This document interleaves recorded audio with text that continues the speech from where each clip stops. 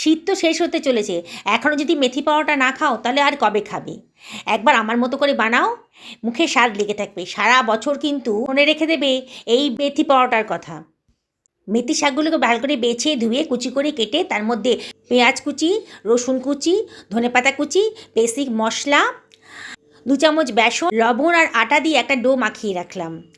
এবার এটাকে রেস্টে রেখে দিলাম 15 মিনিটের জন্যে। 15 মিনিট বাদে ঢাকা তুলে এর মধ্যে দিয়ে দিলাম চাট মশলা আর গোটা জিরে, আবার একটু আটা দিয়ে ভালো করে মেখে নিলাম। এবার গোল গোল করে বেলে চাটুতে ভালো করে ভেজে নিলাম। এপিঠ ওপিঠ ভালো করে ভেজে অল্প অল্প তেল দিয়ে আবারও ভালো করে ভেজে নিলাম। রুটি হিসেবেও খেতে পারো, আর যদি তেল দিয়ে ভাজো তাহলে পরোটা। কি কেমন লাগলো? আর আমার মতো করে বানিয়ে দেখো, এর স্বাদ কিন্তু সত্যি বলছি মুখে লেগে থাকবে। আমি তো এটা তরকারি ছাড়াই খাবো, তোমরা এটা কী দিয়ে খেতে পছন্দ করবে?